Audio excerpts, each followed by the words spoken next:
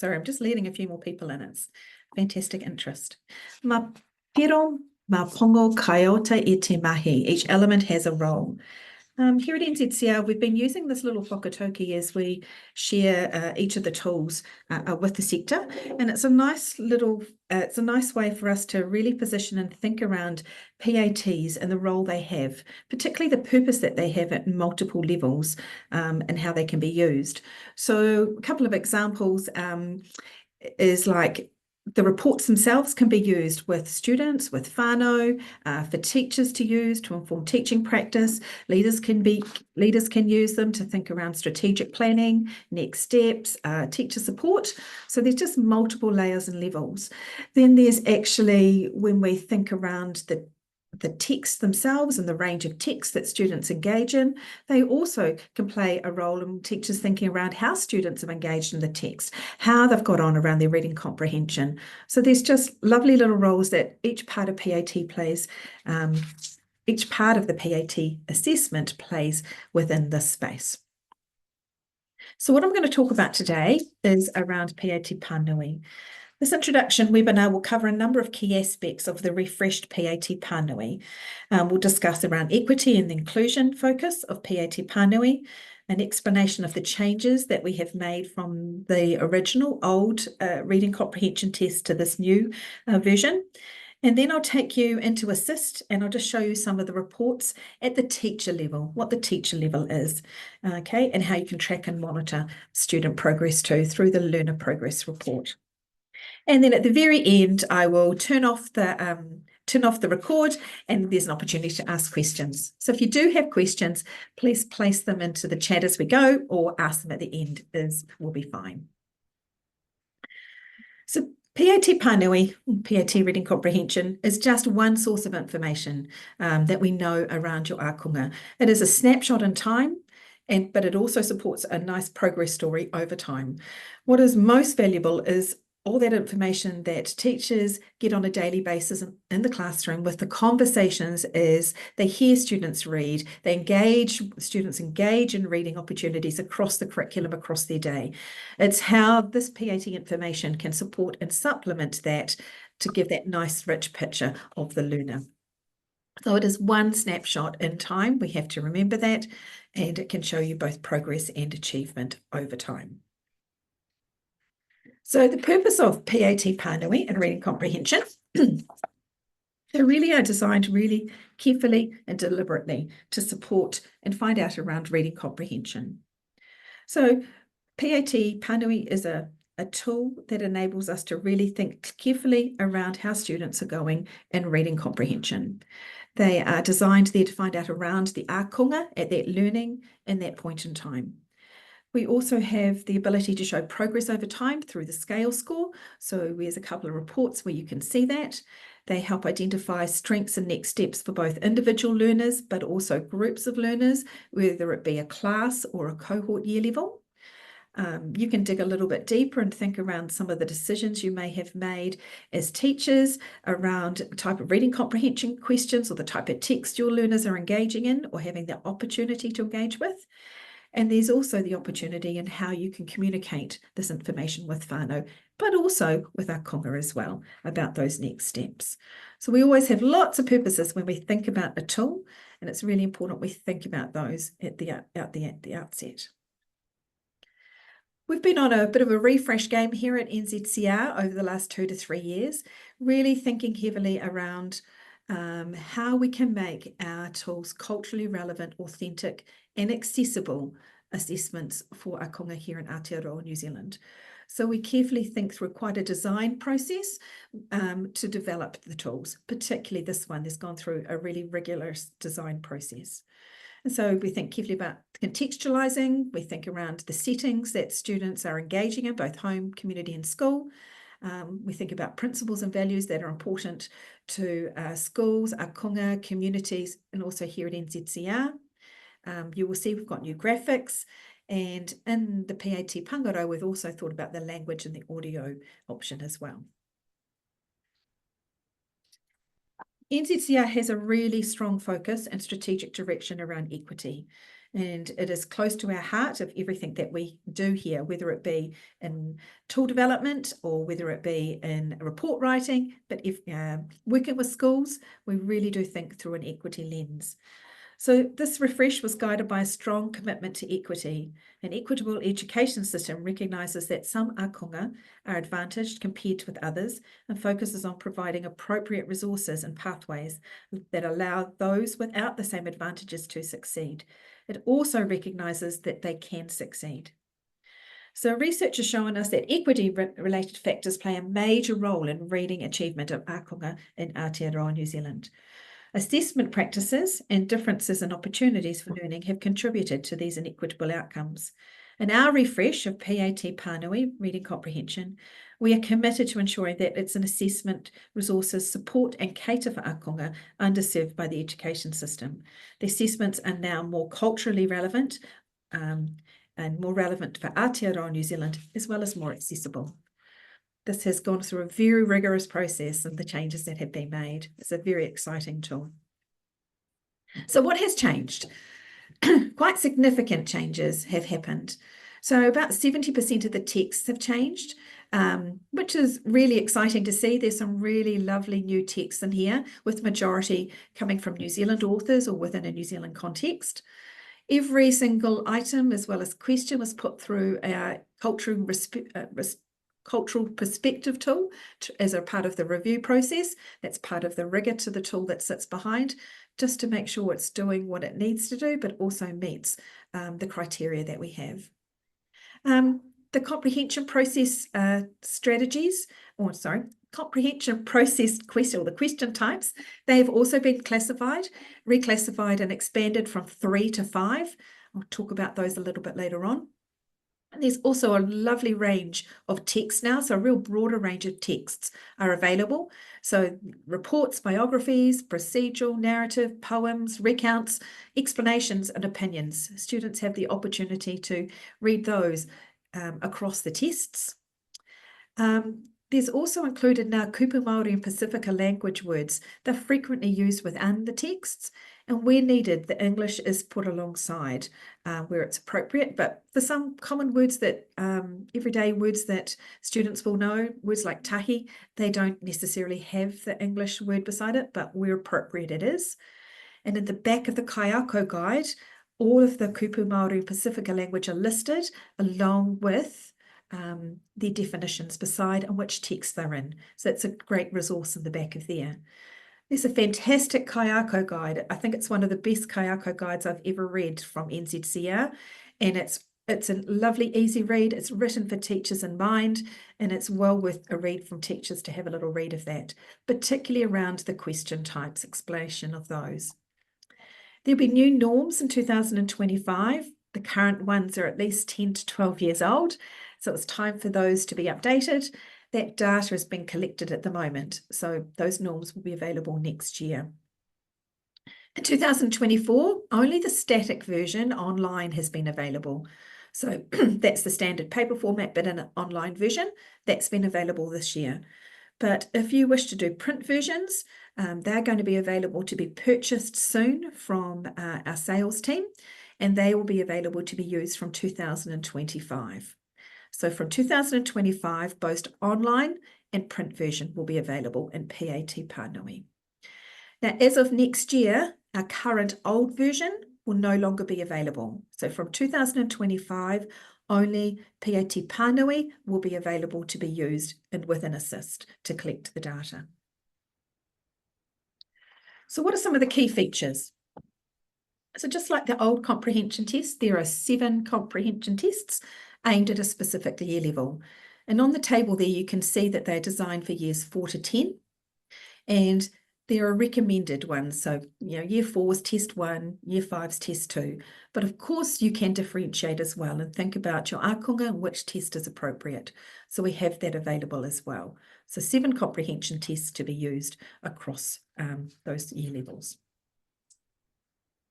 Here's a little example of the content that sits in the back of the guide. So also at the back of the guide, you will also find listed the titles that are in each test. And you can see the text type, readability, the word vocab, the number of questions in it, but also the range of question types that are asked. So you can see that nice range of text that students have within each test, but also the range of text types there as well. So that's all in the back of the Kaiako Guide. These are the changes that have made around the question types, so the reading comprehension. So a range of question types that have been used to ensure a wide range of comprehension questions are assessed. As mentioned, these are for the new tests. The number of question types have broadened from the original 3 to 5. The questions associated with text that have been retained from the last update have been reclassified into one of these 5 types. So there are some text that carried over, and some of those questions were also carried over, but they were reclassified as part of this process. So the 5 types are described as retrieval, that's the R one, okay? Questions require comprehension without needing to make any inference, so that the answer within the text can be matched to the wording of the question.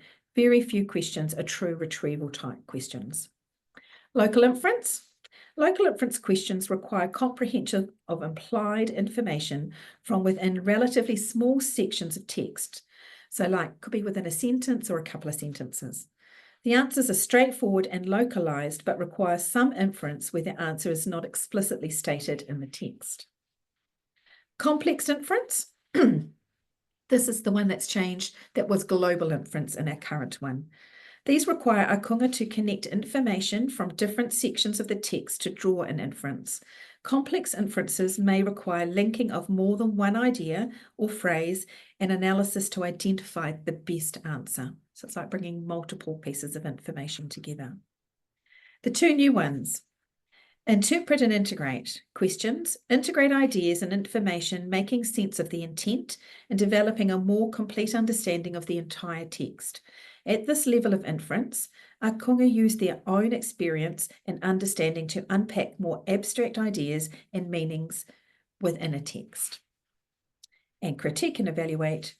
These require a kunga to draw upon knowledge of language use, presentational features, and general or genre-specific features of texts, and understanding of how the language and features determine the meaning or purpose.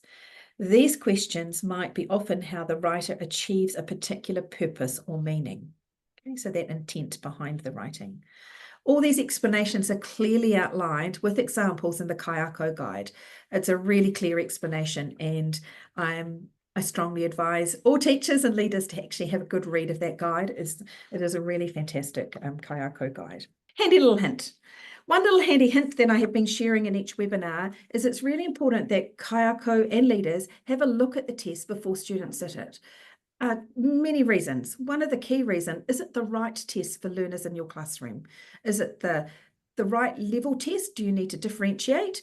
Is it actually appropriate for all students to sit the test in your classroom? And the next one is, it's really handy for teachers to have read the texts so that they know what the text's about and the questions that are going to come up with them. So you can actually preview this online. So if you are getting paper format, easy. You can just flick through and have a read. But if you're actually sitting the test online, you can actually go to the dashboard, which I'll show you when we go in a minute, and you can click on the preview eye and you can actually read through the tests online, each of the texts, and see the questions. It's really important that we get our kaiako and leaders to do this first. So just a little hint for today. Okay, timing. The test itself is designed to take no longer than 60 minutes. Recommended is about 45 minutes, okay? Kaiako can have a little bit of discretion if some learners or aikonga need just a little bit longer to finish the test. But remember, if you do go over that time too much, it does impact on their scoring. So you have to think about that. But it is recommended for 45 minutes. It should approximately how long it should take. But it actually comes back down to making sure you have selected the right test to ensure the assessment can be completed within that recommended time. Okay, is important. Reading assessments to aikonga. Now, this is a little bit of a change to think around that we've added into the Kaiako Guide. So it's actually worth reading the Kaiako Guide a bit about this. So these, the assessments provide a really good measure around how well aikonga can comprehend what they read independently without any additional support. So that's how they have been tested in the trial for as well. It's really important to remember that. By reading the text and questions to our kunga or using text-to-speech technology to read it to them may be useful and appropriate in some situations where the focus of the test is on how our kunga comprehend separately from decoding or fluency difficulties they may experience. It is important to also realise that when you assist our kunga to decode, this may change the results and how they should be interpreted. Okay, so the scores will not necessarily reflect how well they can understand and what they have read independently. So this is where the guidance in the manual was really clear on this, and it just gives you some clear explanation around things to think about when it comes to analysing those that piece of data. So the scale. At the moment, our data is being collected to calibrate the norms, but this little diagram here just shows you for each test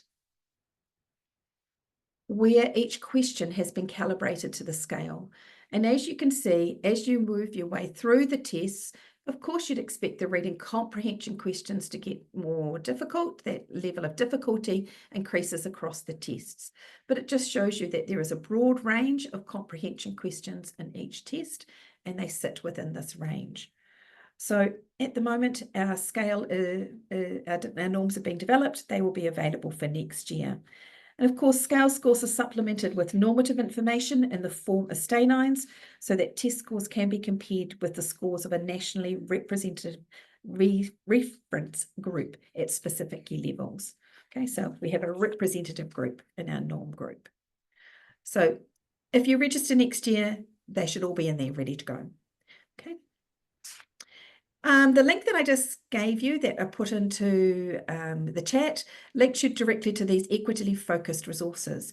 So at the same time as we're updating our tools, we are also developing some tools and resources to support leaders and teachers to be able to use this information effectively to support teaching and learning. So of course there is the kaiako guides, so there is the Pānui and Pangaro guides. Both of those are being updated at the end of the year with a little bit more information around twice yearly reporting. We're just finalising that at the moment. We have the monitoring progress in learning, which talks around monitoring progress over time. This is the orange document here on screen. I think it's right down the bottom of that online link. So if you're wanting to look at progress over time, you can look and use this document. And then there is a great little video there to show students called PAT's Kia Reti, and it's an introduction to PATs, and it's well worth showing your students this before they sit the assessment, even for teachers to have a little listen to themselves. They may wish to show the video or talk about it with their students. And at the moment, we are developing a teacher video as well around setting yourself, teachers and their students up for success. So we're just creating that video at the moment. And then we're going to have a lot more information around twice yearly reporting and about progress and how to talk about progress as well. So lots of things will be coming next year. There's the kaiako guide. I've said that lots of times. So yeah, so worth having a little read. So now what I'm going to do is take you into NZCR Assist and show you some of the reports for the reading comprehension. I'm not going to show the school-wide reports. I'm doing another 3 sessions in a couple of weeks' time that just looks at the aggregated and the progress over time reports at a school-wide level. So please come and attend one of those. Today, I'm just focusing on what a teacher will see. What is the teacher reports that they have access to? So that's the list, individual student, the item report, and the stanine report I will show you today. Okay, so here we go. So in NZCR Assist, this is demo data. So I'm just showing you demo data, what it looks like, okay? This is on the dashboard. So when you click on the dashboard, these are the assessments that teachers have access to, okay, that your schools have registered for. So I'm going to go to PAT Pānui. Now, here's the preview eye that I talked about before. This is called the dashboard. Over in the actions piece, this is the preview eye. So this is what I talked around that teachers can look at. So I can take you through. This is just a demo. talks a little bit about it. It shows a little sample. Now, the joy of online now is that the text stays here. So students flick through the questions, the text stays straight on the screen. It doesn't disappear. So students have access to the text the whole time when they are answering the questions. So they can answer the question and then move to the next one, answer the next question and move to the next one. They were just the examples, and then they're ready to sit the full. So here is the first text. There may be a little bit of scrolling where they need to use the scroll bar, but once again, the text stays there. Only one question will come up at a time. So here's the one question, and they just click on it and they move through to the next one. Text stays, there's the next question. Okay, so it's all there. Can be done on a tablet, it can be done on an iPad, it can be done on a Chromebook, on a normal laptop. So it's accessible on all of those. The top right-hand side, we have our accessibility window here. So you can change the size of the font if the students want it bigger or smaller. You can change the text type to a book style. Modern is what most people use. Or students who have dyslexia, there's a dyslexia font as well. You can change the background to light and dark. Some students prefer different ways. I'm not too sure if I'd had the black way, but there we go. Different people like different ways. But it's also this preview page here at the top that's important to know about. So the preview page shows you that I haven't completed any of these yet, all of the questions in a text. So once they are all gone, they will change out and go to white. Okay, so it's important that we show students to check through the preview as well. Okay, and then they can just continue on. So that just shows you what that looks like. So that's over here. Okay, I'm going to go to the fourth along button here to the reports. I'm just going to talk you through 3 or 4 of these reports. Okay, just make them a little bit bigger. This is a list report, and the list reports enables you to see who's in the classroom, what their raw score was. We won't focus on that. We're going to focus on their scale score. The scale score is the piece that's most important rather than the stay 9. We have been focusing so much more on scale scores because that enables us to think about where the child is sitting in terms of against the scale, but also enables us to show progress over time. Stay 9s are quite big and broad and really difficult to show that progress through. So when I'm looking here at the scale score, I can put them in order, whichever order I'd like to do. And here they are in order. Okay, from, so I've put them in, in the order. So here we go, they're in order now. So I have got a range from 28.8 through to 58.7. So when I go to the monitoring document on here, I can see that the range in my classroom here is from a year 4, this is a year 6 class, all the way through to a year 7, approximately a year 7. So that's covering about 3 years of learning. Does that match what I know about my students? Is there a student here that's shown me, oh, they've read really, really well in this? Let me have a look. Well, there's a student who hasn't read so well or comprehended so well. I wonder why that is. So it just enables you to think about questions. Just a little note on if you test in term 4, our data is in the system automatically references it up to the next year level. So this data was from term 1, because I've got year 6 against a year 6. So terms 1, 2, and 3 are referenced against the current year level. In term 4, it's automatically referenced up to the next year level because it's a closer time to the norms. Okay. So that is the list report. Then I'm going to go to the individual report. This shows you the individual report for the student. And it's very pretty in colours. Because it actually shows you all the question types on here. The dotted line through the middle with the green shade, that is where the student's scale score is. So this student has a scale score of 44.5 and they have a 3.8 margin of error on either side. So we have to remember that a scale score sits like within a band. It's not an exact point, it sits within a band. It's really important to remember that. And we can see that they've got a stay 9 5, so the stay 9 letters are always on the left as well, and there's always one on either side. Each text is shown, and when you can see in each text, like Hector's dolphin here, I can see that I have got 3 local inference questions, and I have got 1 critique and evaluate question. They're the colours of the dots, okay? Now this one here, if they've got a black circle, that means they didn't get those ones correct. Where they're not got a black circle around, they got those ones correct. Okay, so it's different than the maths. In Pangaro, it's the opposite way round. Just give you a heads up for that. Before I talked about the scale score in terms of level of difficulty, on the scale, in this whole test, numbers 16 and 21 are the questions down the lowest part of the scale. They are the easiest questions in the test. As you work up the scale, the level of difficulty of the questions gets higher. So number 34 is the hardest question in the test in terms of its level of reading comprehension difficulty. So we have to think around where those questions are sitting calibrated to the scale too. Okay.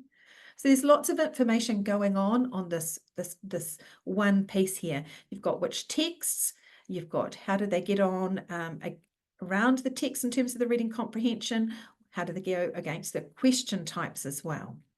So what you can do is on the right-hand side, we've got a little thing called show questions. So when you move over to show questions and we scroll down, we actually get all the questions together as one piece. So this is how the whole of it came up together of the test.